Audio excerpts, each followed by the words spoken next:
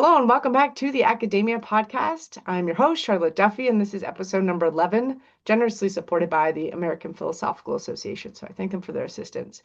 Speaking of assistance, today we have on two women who have deep experience helping serve as assistants to different kinds of professors at a variety of institutions, whether those are deans or tenured professors running their own research and teaching agendas, directors of programs, and the like. So Suzanne Ouyang is currently Director of Special Projects for Tyler Vanderweel in the Human Flourishing Program at Harvard. And Rachel Schroeder is the executive assistant to our previous guest, Catholic Pakalik at Catholic University of America. So we bring these two great minds together today to speak to us about every single part of a professor's job and how to make it more streamlined. So that includes grants, right from drafting all the way through to submission, hiring staff or managing staff, if you're a professor who's running a program, committee work, emails, scheduling management, letters of recommendation, research, so the whole research trajectory, beginning with data collection or literature review, all the way through to publication, conferences, whether you're preparing a conference yourself or hosting different speakers or serving as a speaker at a conference. So how to adapt those materials in a way that's time effective, and teaching, the various parts of teaching and fielding different inquiries, whether those are from students or outside of the university. So it's a lot of content today and it's extremely rich, which is why this episode is a little longer than others. If you are looking for shorter reels, you can now find those on all platforms at the handle at A-KID-EMIA Podcast. So that's at A-KID-EMIA Podcast. So without further ado.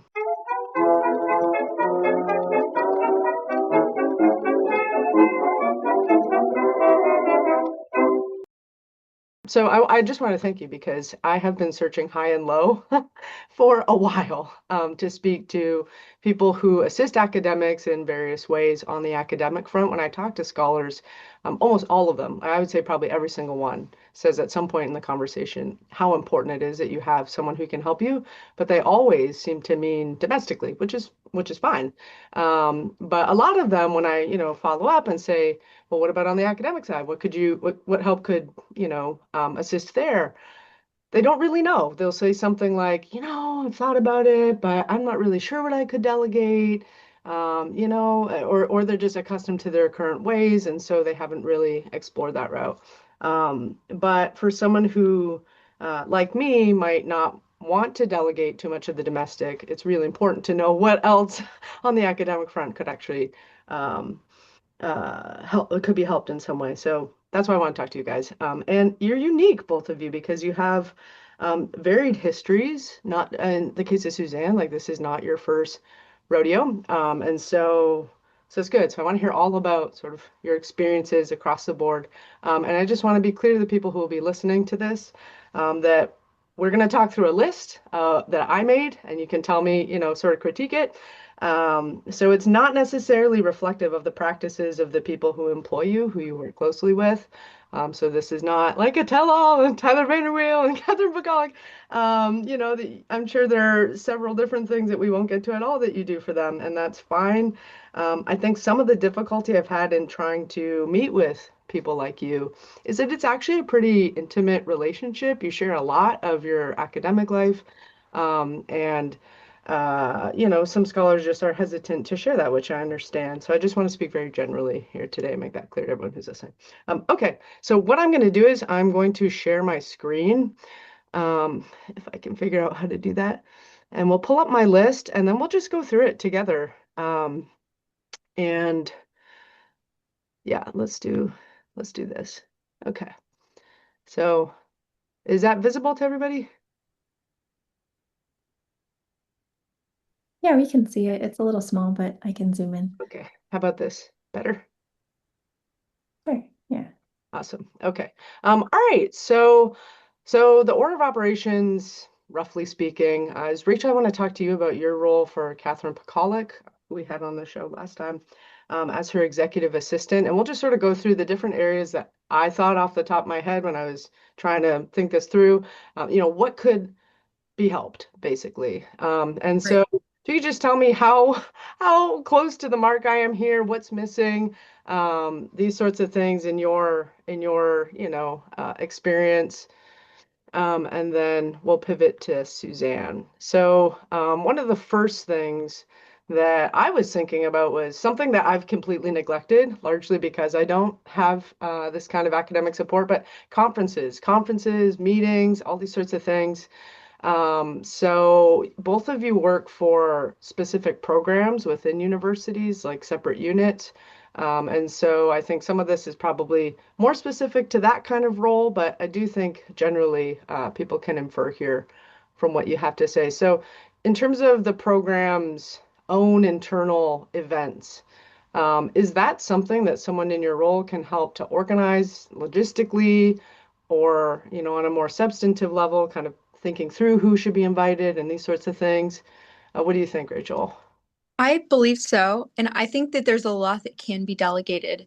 One thing that cannot be delegated is relationships. And conferences, especially when you're the organizer of the conference, revolve strongly around the relationships that you have as an academic with other academics. So when you are coordinating some of those sort of higher level, like academic to academic relationships, like when it comes to invitations and when it comes to like touching base on the content that will be covered in a conference, I think that's something that the individual themselves does need to handle, but the academic assistant or the executive assistant, I think, can do a lot to help with the logistics and organization um, of the conference itself. Like, for example, making sure that everybody who is invited to the conference actually registers. Like, you can reach out with reminders for people to register. You can help make dinner reservations for, welcome events before the conference begins, things like that.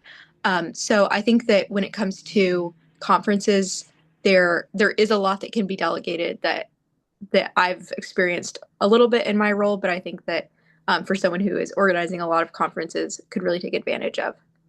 Yeah, that's hugely useful. I think it's these kinds of logistics that often prevent me from even attempting any of this.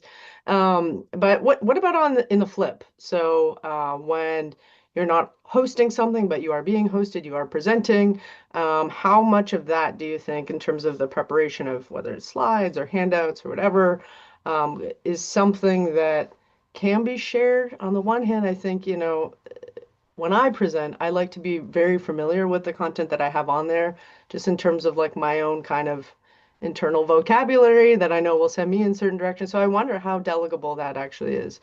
Mhm. What do you think, though? Yes. So something that I've noticed is that for people who like for whom public speaking is a major part of their role of their job, not just talking from the experience of my role, but broadly speaking, something that I see commonly is that there is a there are multiple kind of backbones of a presentation that are adapted for different audiences, Mhm. and I think that a conversation can be had between, like, say, an academic and their assistant, where they say, "Okay, I want to present similarly to the speech I gave back in September for this group. Okay, I'm just going to walk you through what I'd like you to help me with. Okay, so take that PowerPoint. Um, I want you to kind of adjust like the table of contents on this slide, and I want to bring in this theme as like as a fifth point. So add in a few slides for that." And then you can send your executive assistant to basically make the PowerPoint for you. And I think that takes um, numerous hours off of the workflow of the presenter. And then at the end, they come back and they can edit how they would like. They can underline things, they can remove slides, they can add slides. But the bulk of that work, I think, can be done by an assistant. And things like registering them for the conference, submitting receipts, which, I mean, people really underestimate the amount of time that it takes to do all of these little like knickknacks before and after a conference. Submitting receipts, just touching base on flight changes with the organizer of the conference and the presenter. Those are things that can be delegated. Yeah, receipts, concur. These kinds of programs are the bane of everybody's existence in academia. Uh, but so do you think it's necessary for the person who is adapting the slides to have heard this presentation before, or be otherwise, well acquainted with the material, or is it a little more just instructional? The prof says, okay, do this, and that's, as long as the instructions are clear, that actually can make it on the slides fairly accurately. Or I guess a third option, maybe there's sort of both of these and there's a little back and forth, so they give directions, and then, as you were suggesting, maybe there's some kind of edits or something. Right.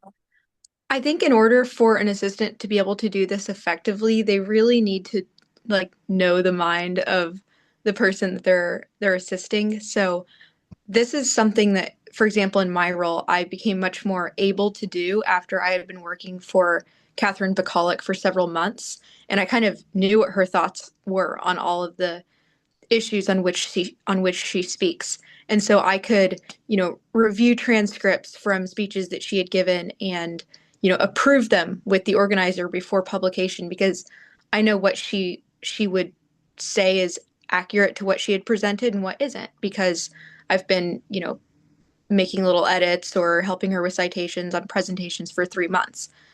So once you kind of develop that very high level of trust and relationship, I think that um, that becomes much more possible the longer you have worked. Sure. So you say 3 months as a kind of rough benchmark. 2, 3 months. 2 to 3 months, okay, of sort of acquainting yourself, getting to know each other before, there's enough trust there to Mhm. more freely let go of. Right. And I will say, I think that you need to have a high level of trust to even enter into a role like this. Like, for example, in my case, I mean, Catherine Bacolic and I had a very high level of trust before I started working for her, and that's why she was willing to hire me. I think that the distinction is that based on that foundation of trust, I just had read enough of her speeches or traveled with her to enough events where I knew what she believed like intellectually. And then that is what allowed you to take the next step to be able to edit presentations. Sure. Yeah, so I wonder then, and maybe Suzanne, when we talk to you, you might be able to speak to this from your very numerous experiences. But so it sounds like you had a pre-existing relationship with Catherine. I don't think that was true in your case, Suzanne, as far as I know. And so sort of negotiating the beginning of that relationship when you're both strangers and, the stakes are kind of high is something I would be curious about. I think that's probably the point that causes most people to hesitate about starting this kind of relationship at all. Just because, if it doesn't go right, then you have to start from scratch, and this actually becomes probably a huge drain on time rather than the opposite, as it was intended. And so, yeah, I guess it would be interesting to hear from you, Suzanne, on that. To the Sure. I think I've negotiated both situations in the sense. So before coming to this role at Harvard, I was involved in a large academic medical center. They started a new school of public health, so I worked closely with the interim dean and then the leadership team afterwards to do this. So I did have a former relationship in that context. So I've kind of done it both ways. I think one of the things that coming into this role at Harvard was made very explicit from the beginning is this is going to take time between the two of us to work out what it is that well, my role now is more, it's kind of like project management, so overseeing some of the projects in the program. And yeah, so we were both kind of like, okay, we're figuring out what this role is going to look like, and he actually heard from many sources that it could take up to a year to really feel very comfortable, delegating things. Thankfully, it didn't take as long as that, but I think help setting that expectation, and it does take quite an investment of time. Rachel, you did mention having that conversation where you're explaining, okay, what are the things that I want to be in this presentation? It's it takes time investing, deciding, what it looks like, takes back and forth, building that relationship of trust. Yeah, I think that's right. So That's hugely valuable to know. It's kind of insider info of just rough timelines, because you had to, parcel out your time in certain ways. And if you have no sense of how long this could take before you enter a kind of normalization phase, that's just very difficult to discern. So that's very valuable. Thank you. So I want to keep going with this conference thing. So what about submissions to conferences? So these are sort of like submissions to journals in a way, a lot less, formatting and whatnot. But is that something that a person can help with? I imagine it would be. Rachel? I believe so. If the submission to the conference is some sort of like adaptation of previous work, for example, oh, I presented in a spoken capacity at some event and it was not published or used on the web, and so therefore I'm going to use that speech and I'm going to adapt it for a submission to a conference. I think that's something that an assistant can help with. They can add citations, they can adjust the language to make it more formal. But if you are starting from scratch on something, I don't think that's something you can quite delegate. Sure, that's fair. Okay, so modifications. All right, and anything I'm leaving out here, you think, in terms of conferences or meetings generally? I mean, there's obviously like the planning of internal program meetings. Right. I think that for meetings specifically, the the executive assistant can do a lot to schedule timing, and once once the academic has decided they would like to meet with an individual, their assistant can send them an email, the subject heading like from the desk of the person that they're working for, and they can say, this, they would like to meet with you.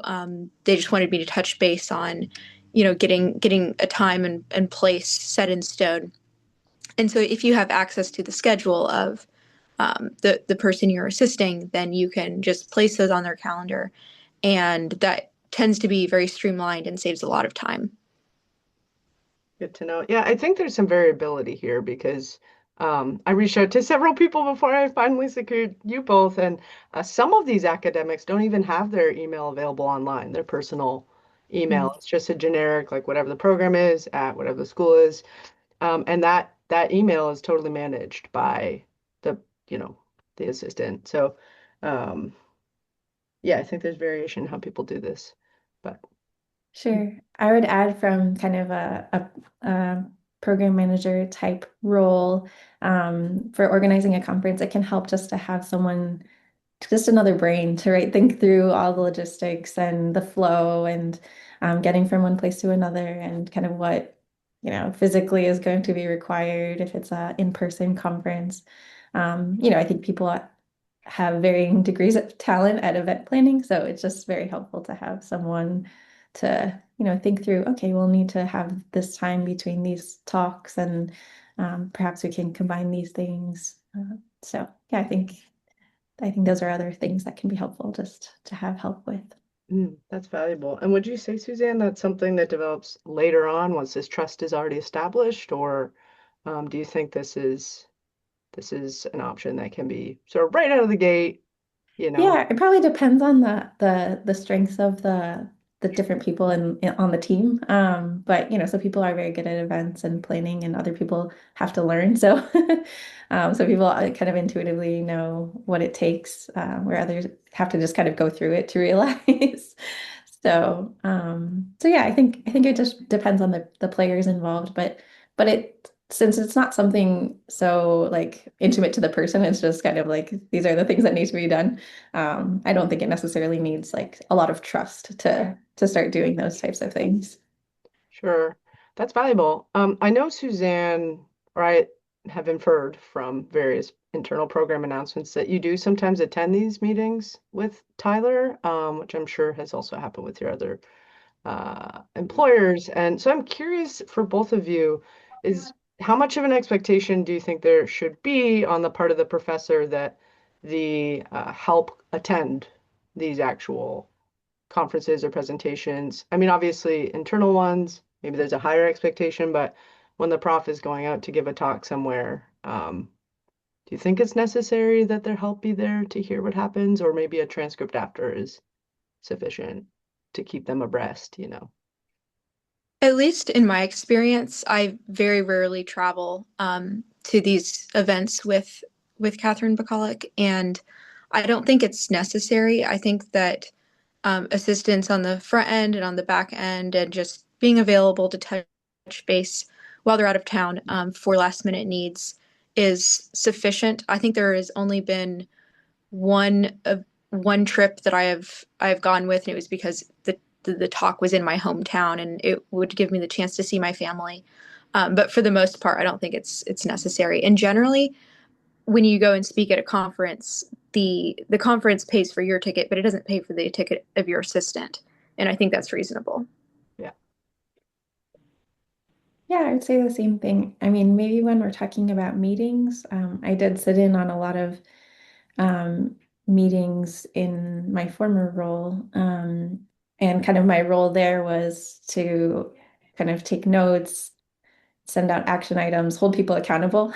It makes actually people, it makes the role of, for example, in my case, the interim dean was a lot easier because she wasn't the one saying, "Oh, can you please do this? Can you please do this? Can you please do this?" That was coming from me.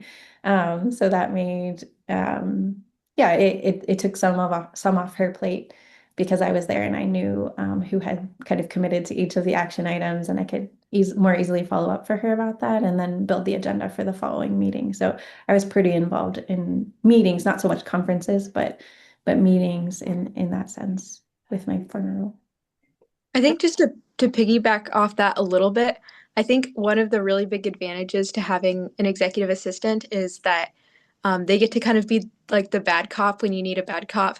Like you can remind people about items, you can follow up when a stipend payment was forgotten. You can cancel meetings that are no longer possible within the schedule if things come up. So I think that's another big benefit. Yeah, it's true. It does reduce some of the emotional wear and tear on the role of the person you're supporting. They don't have to be the one to kind of decline things, or you can just say, "Well, their schedule's full, sorry," and let them know. That's great. Yeah, I think we'll circle back to this when I talk a little bit with you both about fielding invitations. Um, so let's get to that in a second. But first, I want to talk a bit about budgets and grants, which I'm not hugely familiar with. So you might be able to enlighten me on a number of things here. But in my experience, normally when you write a grant application, you have the call, and then there are various stages, like everything that you write and publish or try to release, of maturity of the document. And so with grants, it can be touchy because sometimes the formatting has an outsized role relative to the significance of the content. So I wonder sort of how much an executive assistant is involved or could be involved and at which stages. It seems like, on the one hand, I think maybe, just a first pass would only be appropriate. Later, I think, well, maybe first pass isn't appropriate because the ideas are still very rough and most of the editing is substantive. So maybe it's better to save that help for later, or maybe I'm wrong about both of these and you can be involved at every single stage. So I don't know. Does anybody here have any insight on what's possible?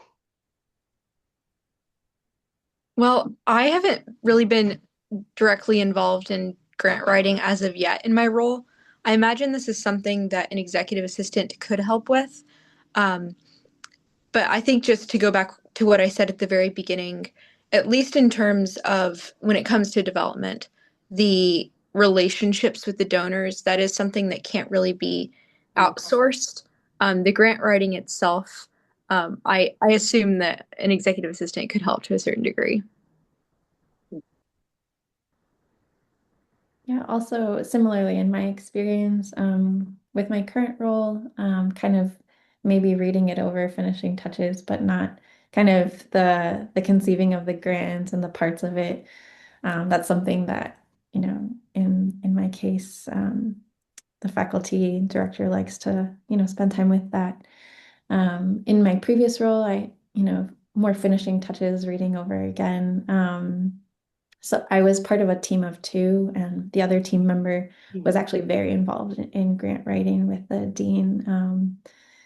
So and sometimes grant submissions, filling out all the boxes and figuring out how to make the numbers work. I've been involved in that aspect. Um, the types of grants can be very different, a foundation grant versus kind of a government grant. So the government grants tend to have a lot more boxes to fill and things like that. So they can be tedious and they need, several sets of eyes on them. So I have been kind of another set of eyes in that case.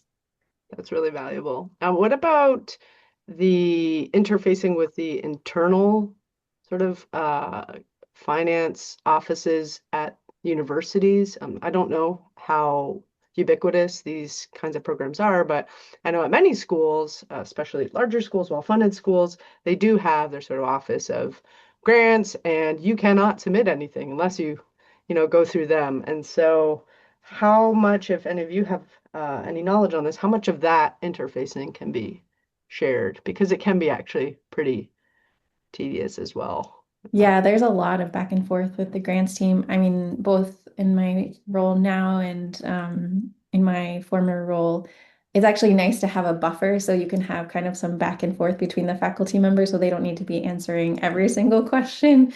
There are some questions that I know the answers to, so I can kind of be the first pass and I can even kind of collect the questions before then bringing them to the faculty director. So it's nice to have kind of liaisons in between because there can be a lot of steps like, oh, we forgot to ask for this. So it does save. That does save. There is quite a robust team here at Harvard working on that. So I'm kind of just more like a facilitator, I guess, in between. We're actually straddling two schools. So we have the grants team with the School of Public Health and with the Faculty of Arts and Sciences. So I kind of have served as like a bridge between all of the different places. So that has been, it's not so much that I'm the one masterminding it, but I'm connecting people and trying to, facilitate communication between all the teams. Yeah, that's hugely insightful. I mean, one thing I didn't know until I came to Harvard was that there are usually these very strict rules around who can be a PI. And so actually the PIs end up, in some cases, leading projects that are somewhat spearheaded more strongly by other people who don't have those capacities. And so I imagine if you have to be that PI, that's a lot of management with materials you may or may not be super familiar with. And so having someone on the ground who's able to kind of track that for you, I think would be enormously game changing if I had to guess. But I've never had PI capabilities, so I don't know. What about finding new funding sources? This to me generally is a total black box, at least in the American context. In the Canadian context, where I'm from originally, it's much more clear cut. But in the US, it's just it's a mystery I still haven't solved. And so I think maybe some of that might be by design. So maybe this is a question that is a little difficult to discuss publicly. I don't know. But is this something that a person could be asked to do on behalf of another? I don't really know. So in my actually a different role that I had that's not related was I was a study coordinator, kind of overseeing research studies. Yeah, you can kind of have your feelers out there for open calls and you get on mailing lists, so you kind of scan your eyes for the newsletters that request proposals for grants. I think it depends on the size of your program and the size of what you're running and what types of grants you're looking for, because those tend to be smaller ones, ones that you don't know that are coming up, maybe independent funders or small foundations. So I think it depends. Probably if you were looking for them, it would be for smaller things. Whereas probably the faculty member would know kind of the bigger pots out there and know the cycles, and they'd already be familiar with that. That's valuable. I don't know if you have anything to add, Rachel. I think for this area, I haven't had this in my sort of portfolio in my current role, but I think that if I were to have more than just this gap year to stay in my current position, I think that that's something that I would begin to take on more of. Um, that's been sort of alluded to just in conversations. Because I think that it is possible that an academic assistant could help with locating donors, maintaining relationships to a certain extent. But when it comes to locating like the big donors, I think that a lot of that comes down to relationships that have existed for a while. And in order for a relationship to exist for a while, you kind of need to have been like in a single position for a bit of time. Sure. Yeah, I think that makes a lot of sense. What about book balancing generally? Whether you're running a program or you're a prof with a grant, to hire one or two postdocs or whatever it is.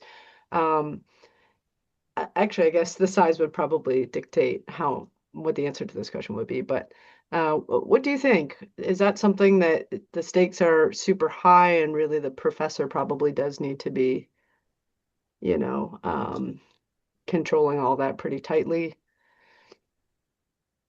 At least in my experience, that seems to be something um, better handled by the faculty member. But perhaps Suzanne would have a different perspective since you're sort of more on the dean side where those decisions happen more frequently. Yeah, we've always had finance team members that we're working with that actually do the number crunching and see where the accounts are. So it's more, at least in this job and my previous job, it's been just facilitating the conversations and bringing all the information together. Yeah, so it hasn't been necessarily, the accounting on the day-to-day. I mean, I've worked in that role in other places where you do have to be actually balancing the books, but in the academic centers generally they have their finance people who can tell you how much is left on your grant, but you do keep track on the side. So I've helped with that in with specific studies. You know how much you're budgeting for materials and things like that. So I've done it all, but but I would say, a faculty member in a more leadership role will have finance people that they're working with, and so you can kind of be the interface. That's a possibility. That's, now that you say that, that actually sounds fairly obvious, but, to someone who's very early career like me, you don't always know how big the bureaucracy is. And so Yeah. that's actually really insightful. Cool. Okay, so let's keep going here because there's a lot I want to talk about with you both, and I don't want to run out of time. All right, so in terms of managing staff, obviously this is not going to apply to every professor who wants to have an executive assistant. Many, I think, don't have any staff at all. But both of you are unique in that the professors you do work for have this. And I imagine Suzanne, when you're working for a dean, of course they have staff. So, in terms of hiring, I mean, I imagine hiring, whether that's, for your own staff member or maybe you're just on a committee in your department, and you're part of discerning who gets to come in the program or running a tenure track search, whatever. There's so much that goes into that, from the crafting of the job ad all the way through the various interviews and everything else to once the person's hired. I imagine there's a ton of paperwork there.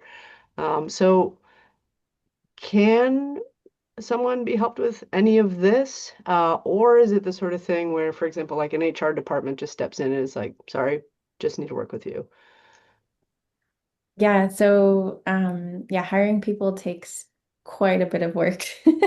So when you want to hire someone, you think, oh, great, they're going to help me with things, but you have to invest quite a bit of work before you get to that point. And even once they're hired, it's quite time consuming, but um, generally does have good payoffs in the end, and it can be really positive.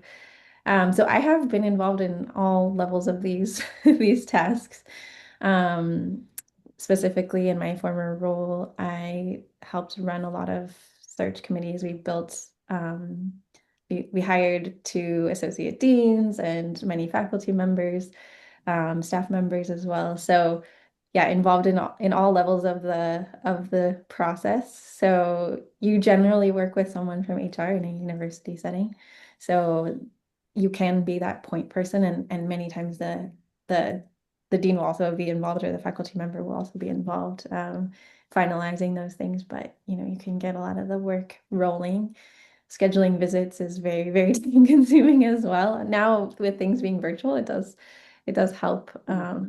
It helps a lot. But I think if the person's expected to be on campus, it's good to meet them in person. So even though it is an investment of resources, it's also a good experience to be able to have the person be there. And it's also helpful for them to discern, if they want to come and work for you. So yeah, that's something that, I coordinated most of the visits for those searches.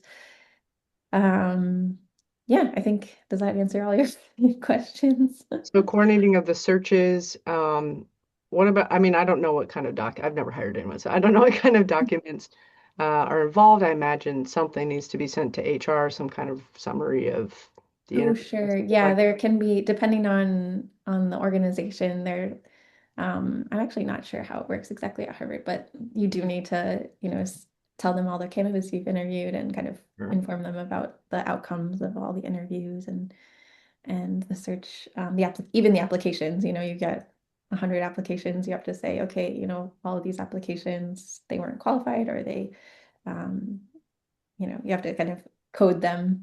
So yeah, you can take care of, that's definitely something that can be delegated, those types of things. So And I think it will depend a lot on the faculty member's position at the university, whether they have hiring as part of their job responsibilities.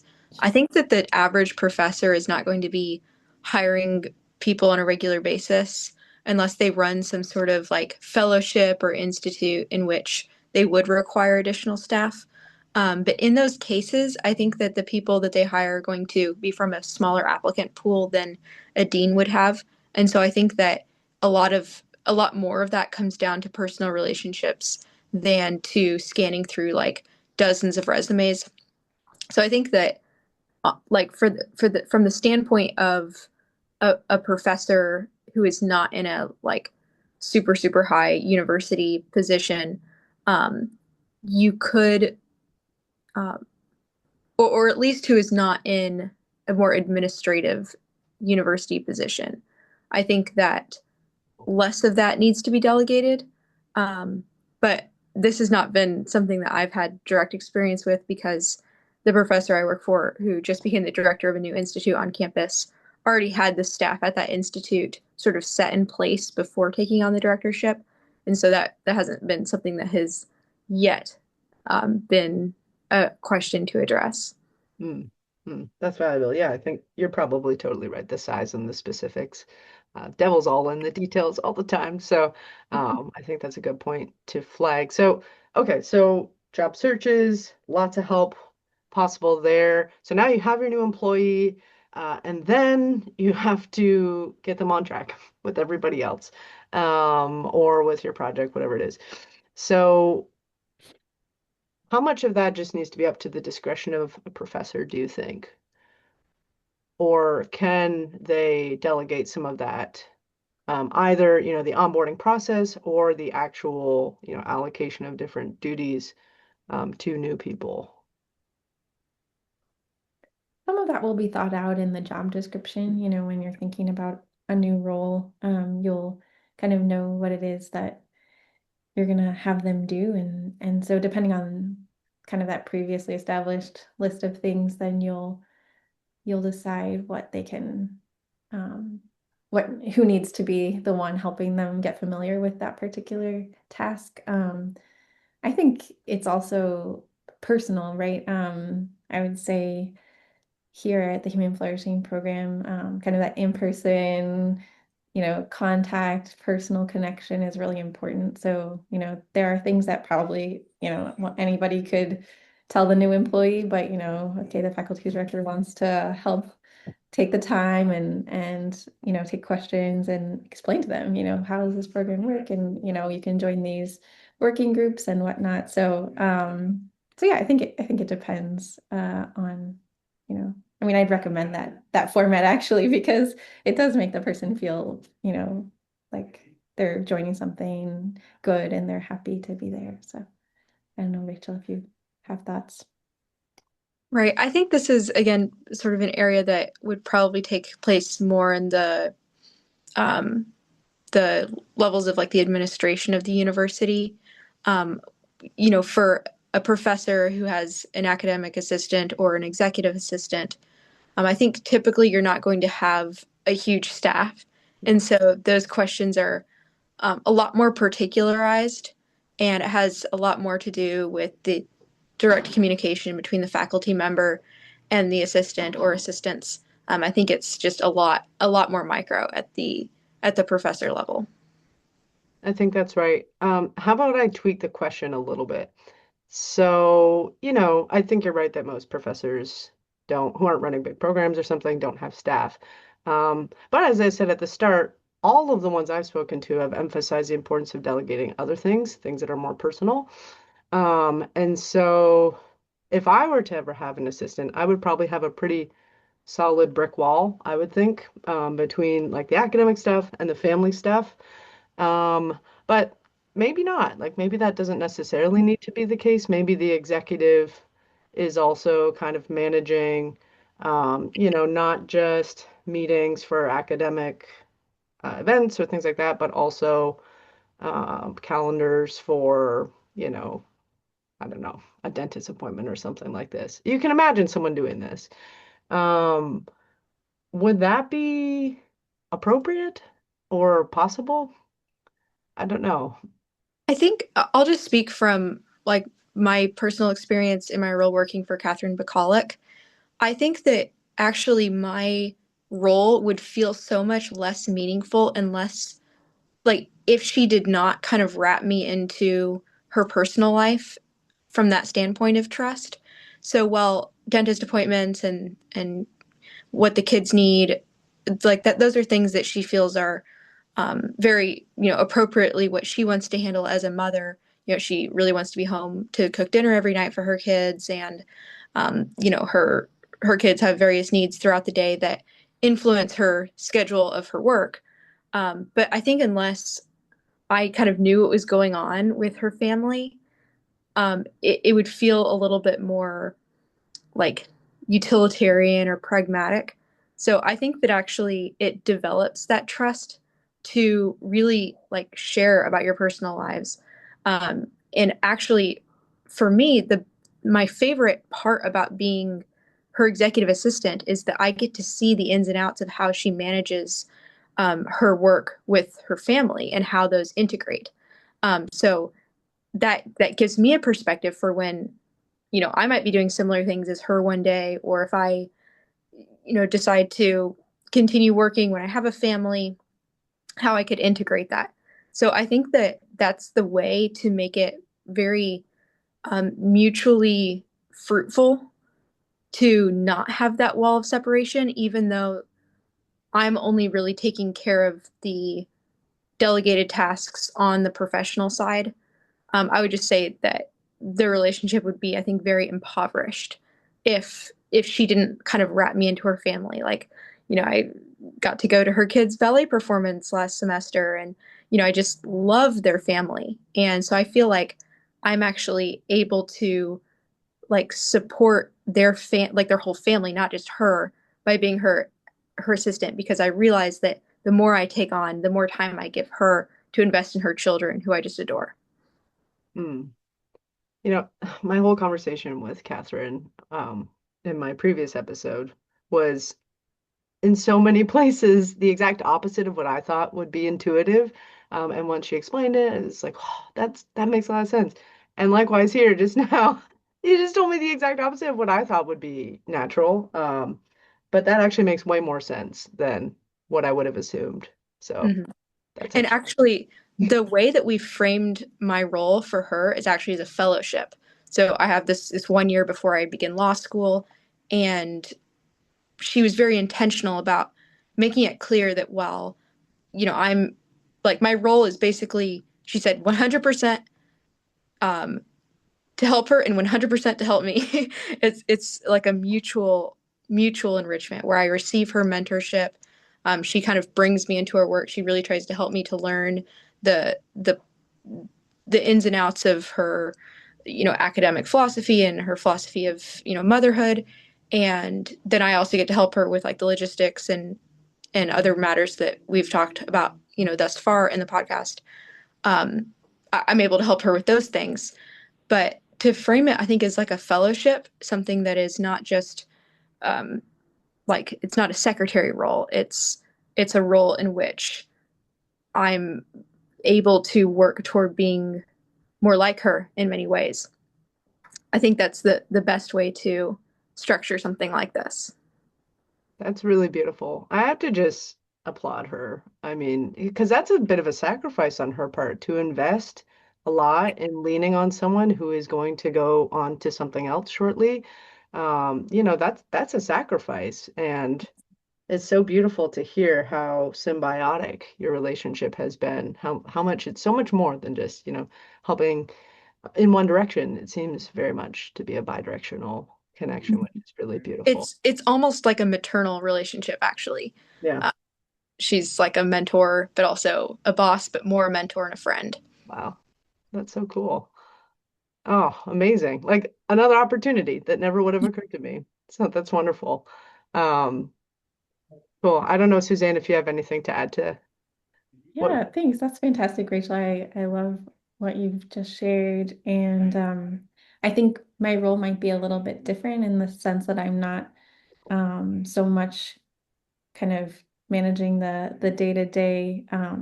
But I've seen it be kind of both ways, Charlotte, that you alluded to.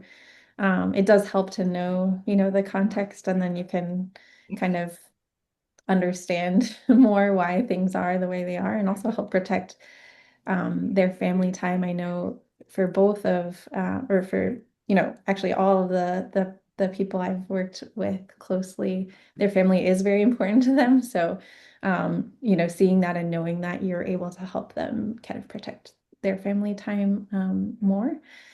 So yeah, it's a motivator, right? To help them. So when you do know about those aspects, yeah, I think that's what I would add. I just want to add something you and I have discussed separately. If I'm recalling this correctly, I think you told me that everyone you've worked for has always taken at least one day off, and sometimes the whole weekend off to be with their family. Yeah. Which, if you like, I remember saying that I did this once in grad school to someone, and like my colleagues were just shocked. Like, you take a day off? I'm actually more productive because I do that. But to center it around family, I think really does help keep that balance. Yeah, exactly. I would say that's not necessarily related to the topic of what you can delegate or whatnot, but it is kind of what I've noticed in highly successful academics. They have a day where they rest and they don't look at email. And yeah, and it's very restorative for them. So I think that is a good thing to keep in mind. Yeah, that's great. Okay, so we've actually covered quite a bit of this already, so I'm just going to keep going down. Let's talk a little bit about research. And then I think this is all I have to discuss that's executive assistant specific. Um, so in terms of research, you know, maybe actually, Suzanne, this might be more unique to your position, but I know, like in the case of Tyler Vanderweel, he's this professor of a program that has a lot of different working groups, and everyone's researching very different things. There is some overlap, but they're discrete topics. And I've always wondered, like, how does he keep it all in his head? Okay, so he's a genius. That's, we grant that. But there has to be some logistic. And now you're coming in, you're assisting him. And I'm not asking you to speak directly from your experience with him, but do you think, having worked so closely with someone who does this so well, that there is a possibility for someone to step in and help out here? And then maybe Rachel, also in your time with Catherine Pacolic, I don't know as much about the institute that she directs, but maybe you can speak to this question too. Yeah, I would say, yeah, no, Tyler has an extraordinary capacity. So I find I can't quite keep up with all the things that are going on, and I'm always amazed when a paper comes up that has been published recently, and I'm like, I have never heard of anything about this before. But yeah, so I think I could probably speak more from my previous experience, where you're kind of helping understand at least what are the projects everyone is involved in, and maybe that's just a list or something, so that when you need to call on people to serve on committees or to serve on things, it's good to have kind of an overall view of, what is each person already kind of doing on the service side or on the administrative side. So I think that's the role I've done more, kind of helping facilitate committees and keep on top of those. As far as research, yeah, I wish I had an answer for you. It's quite incredible what he's able to keep track of altogether in his mind. You just need to be a genius on some level as part of It's it. on some level, yes. That's okay. Do you have any insights, Rachel? Yes. Well, actually, I was hired before Dr. Bacallic became the director of the institute that she now directs. So my position originally and still primarily is her research assistant. And so what that looks like is that in the study that she's currently conducting, it's a study on fatherhood, qualitative study recording interviews of dads who have 5 or more kids around the country. I help with the recruitment of those subjects. I handle all of the subject communication. I schedule the interviews. I record the interviews, and then I assist with the transcribing of all those interviews. And then she takes those transcripts and she sort of conducts the research, um, uh, like observations, and draws conclusions and develops theories, and will write a book about it. So I think that actually is the bulk of my work, is helping with the research. And that is just extremely formative for me too. It's something I'm so grateful that I get to be a part of. So I think that you get to wear many hats when you assist a faculty member, because you are learning directly from them. And then on the side, you get to, help them with things like receipts, which is not something that people would generally like think is my dream job. But because it's in the context of this whole relationship and this whole being part of a mission, which is bigger than yourself, even those little things become meaningful. Mm, that's great. Yeah, I mean, so this is another question I somehow didn't work into this list unless it's on. Oh yeah, I don't know how I didn't write this in, but I mean, so there's like just a general research program that I assume, yeah, a research assistant or someone similar could help with, but I don't actually know what that would look like. So you said some data collection, and this sort of thing. For a person in the humanities, that might look a little more like a literature review, or depending on the discipline, it could involve some like preliminary investigation into topics, maybe helping to draft an introduction or something, and then now you're a co-author or whatever. But there's so much more that goes into research than even just the substantive part. There's also the formatting for different journals and like the submission process, replying to reviewers, this whole entire thing, or being a reviewer for other people's manuscripts. And so, do you think an executive can help with any part of those things as well? 100%. I think that formatting works for different journals, assisting with citations, assisting with most of those items that you mentioned, I think are something that an assistant can help with. Cool. Um, so I use this software program called Zotero. It's a citation manager. It's very good. Um, so I have like a virtual assistant kind of for some of this. But in terms of like the actual submission and tracking, okay, this journal said no, who's the next one in line? Is that also something that you think an EA could help with? Hmm. I think that so basically the question being with the different formats of different journals, whether kind of managing and sort of straddling those different expectations is something that an assistant can help with.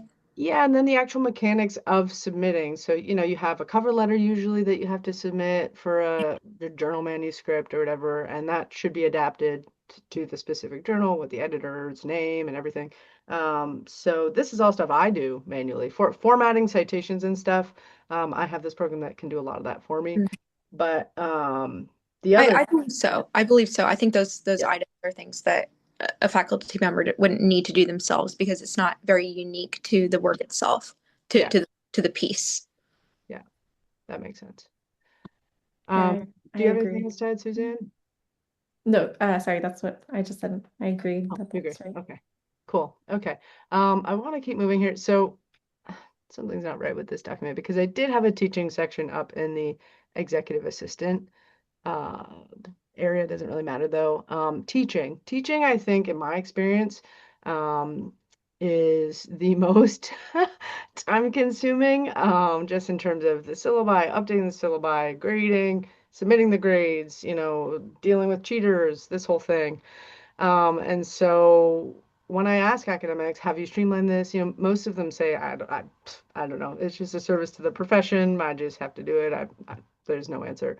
But I wonder if there's anything you've assisted with, whether it's any of the things I mentioned or even just like uploading materials to the online portal that the students use. I feel like that I, could be I streamlined. think definitely. I think that an executive assistant is also someone who can be a teaching assistant for a class. So, like in my experience, I've updated syllabi for the present semester to match the current academic calendar. Yeah. I will sometimes submit announcements to the class, like um, Dr. McCulloch may be driving somewhere and she needs to submit an assignment. So she will call me on the phone and dictate to me an announcement she'd like to send to the class. And then Oh, I will submit it to the class for her. I think also taking attendance, printing out attendance sheets and making sure that those are all ready before each class, assisting with just like managing student questions. Like if someone asks her a question that is something that I can have provide the answer to, like, oh, could you resend me the syllabus? I can always just, so she can forward me that email from the student. I kind of copy the body of the email and place it into a new email in my inbox. Then I write from the desk of Dr. Catherine Bacolic. mm, I paste the body of their email so they can see that text is something that my eyes have seen. And then I say, hello, John, like this is Rachel Schroeder. I'm the teaching assistant for Dr. Catherine Bacolic. She asked me to reach out to you and make sure that you had gotten a hold of the syllabus. Here it is attached. And then they understand that message has been, handled in an appropriate way where, she's delegating tasks, but she's not, having me like reply from her inbox, pretending that I'm her or something like that. right. She's very respectful about those relationships with the students. Cool. That's valuable. I just want to be mindful that how much time do you all have? Because I'm picking your brain very carefully, and I'm very interested, but I also want to respect if you have to go soon. Yeah, I have a meeting in a couple minutes, but we Okay. can. Well, when you need to chime out, please feel free, Suzanne. If you don't mind, Rachel, sticking around a little bit, I think Yes, we have yes. I've some more minutes. got a few more minutes too. Yeah, okay. So you just mentioned email, Rachel. So what about email? What about invitations that come in? Whether that's, I have it here under the research section, but it could be anything. It could be come speak at our conference, come, be on this, co-author on this paper, be on this grant, or emails from students. So you just shared, Rachel, that you're a middleman, sort of a middlewoman. Um, uh, how do you think, I'll ask generally, that would work for invitations? So it's like, Yes, I think this is one of the huge, huge areas that an assistant can be really helpful on, especially when you want to say no to an invitation or you just simply are not able to say yes to the invitation because of a conflict that day. Um, Often I'm asked to uh, reply to a particular individual who's reaching out, send them a new email from my inbox and ask for more information, and then kind of handle that back and forth, like, oh, how long were you expecting her to speak? Like, can you clarify the prompt of the keynote or the lecture that you are requesting? And then I will touch base with her and say, this is kind of the information for it. How are you feeling about this? And then she'll make the decision whether she thinks that she is able to make that work with her schedule, with her workflow of her other research and writing commitments. And then I will, provide an answer to them, yes or no. And, handle kind of the stipend information and things like that. So you're able to be, a bad cop when you need to, a good cop when you need to be. And I think also another aspect of sort of email management is, if you're someone who is a kind of a public figure, you often have a lot of people who are really eager to seek your mentorship and advice in a personal capacity. So I'm very inspired by the way that Catherine Pekalik handles this. She reads all of her emails herself, and she replies to as many of those personal kind of correspondences as possible. But there sometimes are cases when, just that her email just gets so crazy that she just literally cannot provide like a very long response to everyone who reaches out. And so there have been a few occasions in which she will ask me to reach out to that person directly, and she'll tell me something like, "Can you please reach out to, I'm making up a name like Mary, and can you please tell Mary that I read her message, that I was so moved by it, and I really want to reach out and be able to talk to her like over the phone, but I just like cannot fit it in right now, but please just let her know I'm praying for her and that I just am so touched by her message." And then I'll send that to her from, my inbox. So thankfully that's not something that, happens super frequently, but that is something that an assistant can assist with. Suzanne, do you have thoughts on this? And also, if you have time to comment on this last question, whether you think a job like yours could be remote. Sure. Yeah. I'll add to what Rachel said, which was great, that we've actually come up with a standardized speaker form. So, this is pretty common for, more public figures. That way you don't really have to necessarily have back and forth on some of those items. There's just a field that says, will there be an honorarium? Will travel be paid for, business class or first class? It's just kind of standard. And that way you can, send them a kind email with the link to that form or a PDF of that form. And then it kind of just helps with the intake. Smart. And there's also, a Zoom in option. So if the person can't travel during that time, maybe they might schedule a Zoom talk. So that has helped quite a bit in helping to filter through the invitations and speaking requests that come through. Generally I manage, I reach out to the person who's contacted and request that information. So that's been a good process that we've set up. Going to the big question of hybrid, remote, in person. I'm a big fan of presential being in person, really precisely because of the trust that's needed. I think there are just a lot of things that you can communicate more easily in person than by email or whatnot. Many times these people are in back-to-back meetings, so they might not be able to have time for a full out phone call, but when they're walking by, you can say, "Oh, I have a quick question for you." So just being in person really helps with that. That being said, I think with family responsibilities, hybrid is kind of a blessing to be able to, have a little flexibility in the schedule, be able to do some things at home. So we work a hybrid work schedule here, and I think that's been really advantageous for having times of deep work and also having a chance to get that face time. So that's my personal take on it. But Rachel, I don't know. Do you have any I think thoughts? I agree. It's really helpful to have some time in person with the person that you're supporting so you can develop that relationship and that, just interpersonal dimension of your work. But I think that also for a role like this, it can be very flexible in terms of hours. Like, oh, I'm going to come in really early this morning, but I need to leave a little bit early. A lot of the items that you have under your responsibilities are things which are not super time sensitive, like to the minute.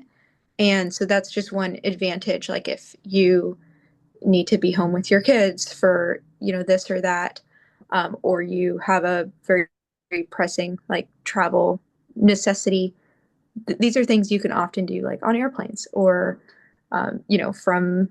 from anywhere you are. That's valuable. Before Suzanne, you have to run. Is there anything I'm missing here that we've gone over? I mean, we've had a really nice sort of integrated discussion. But for those who do manage projects or big programs, who might be listening, have we neglected anything before you have to go?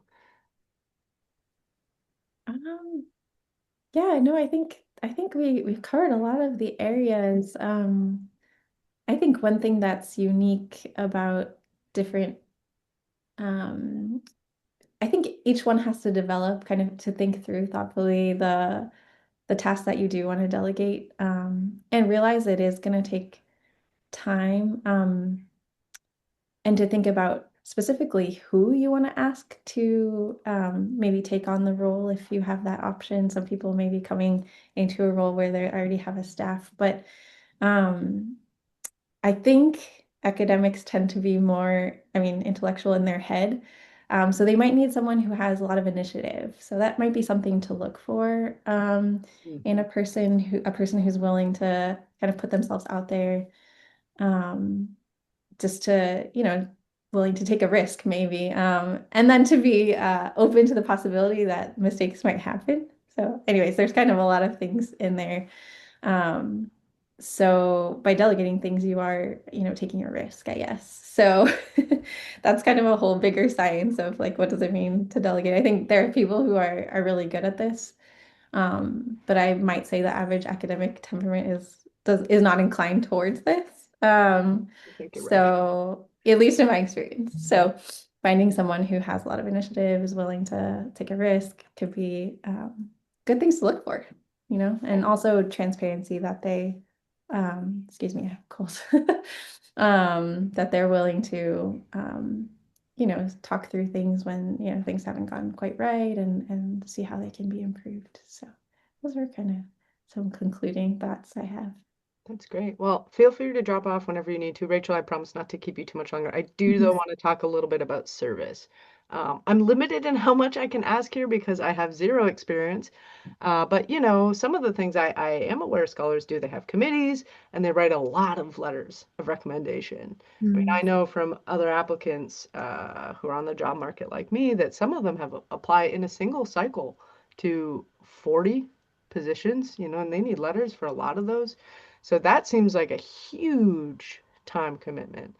But it's the sort of thing where your own voice really matters. So, you know, is it appropriate to have someone doing any part of that for you? I'm inclined to say yes. I'm inclined to say, sure, uploading is fine.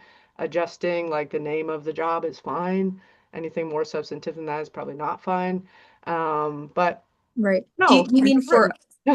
applying for positions yourself and requesting letters of recommendation, or writing letters of recommendation for those who request it of you? Oh, that's interesting. I guess I'm assuming that the professor is content in their job and not Right. seeking Okay. Okay. employment elsewhere. But you sometimes do need them. I think I don't know actually. I think you do need them for tenure when you come up for tenure, and Mhm. this sort of thing. So primarily though, I have in mind the professor who's writing Right. on behalf of applicants to grad school job, PhD programs, postdocs, jobs, Right. etc. My intuition would be that since letters of recommendation are so personal and so tied to existing relationships, that that's something that couldn't be delegated. Yeah, Um, if you're writing a letter of recommendation for a former student, your academic assistant doesn't know that student and they don't have the perspective of the faculty member in regards to that student. So I think that, and maybe even in terms of if you're applying for tenure and need to request a letter of recommendation because you're asking from the foundation of a pre-existing relationship, I think that those probably would still fall under the faculty members' responsibilities. sure. What do you think about like uploading? So the job Um, has an ad, like a lot of this is done through Interfolio now, but not always, not always. Uh, Perhaps I could see that that would be appropriate. yeah. Yeah, I'd agree with that. I think many people ask the actual person requesting a recommendation to write their own or at least draft a letter of recommendation. So that does help quite a bit. So Charlotte, if you asked me for a letter of recommendation, I'd say, oh yeah, can you start the draft? Wow. Okay. So that's not unusual. It's hard to do, I have to say, Yeah. on your part, but that is a way of delegating that task, at least have like maybe some substantive paragraphs to kind of include. So Yeah. that's kind of an aspect that can be delegated. What about committees? I don't know anything about what's involved in committees. We talked a little bit already about like job hires, and that's part of committee work. Yeah, I would say I've been involved in committees insofar as helping the chair of the committee. So Oh, working closely with, if you're running a committee, there are a lot of tasks that could be delegated if that person can, if it's an open meeting that you can sit in on. There's some closed committee meetings that you wouldn't be able to do that for. But, for example, for a search committee, being involved in those planning meetings and then helping, like I said, follow up on the minutes, action items, agendas, all those types of things. Those take a lot of time. So, yeah. I mean, maybe AI will be doing this for us soon, but at least for now, I think those are tasks that can be helpful. Many times, if you're just participating in a committee, it's not as much of a lift, I would say, I mean, I don't know.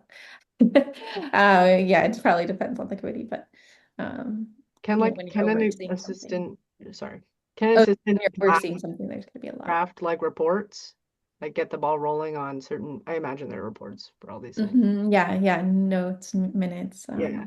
yeah, those types of things, exactly. That's super valuable. Yeah. Awesome. Well, I have already taken more of your time than I asked for. So unless anybody has anything else they want to add that's not occurring to me to ask, I I think, think just if you are an academic or a faculty member who is seeking an academic assistant or an executive assistant, I think just a really good thing to look for is for someone with whom you get along well and with whom you would want to be friends. And I think that goes a really long way in maintaining that level of trust and level of personal relationship that makes positions and relationships like these between an assistant and the person whom they support really fruitful. yeah.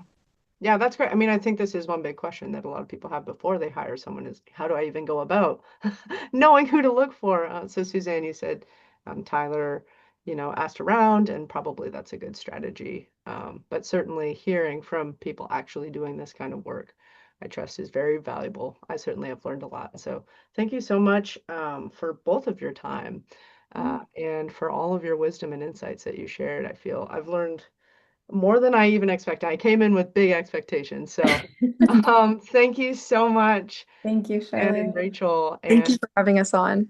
yeah, of course. And I think many people will benefit from hearing what you've shared. So Okay, I appreciate take it. care. Thank you.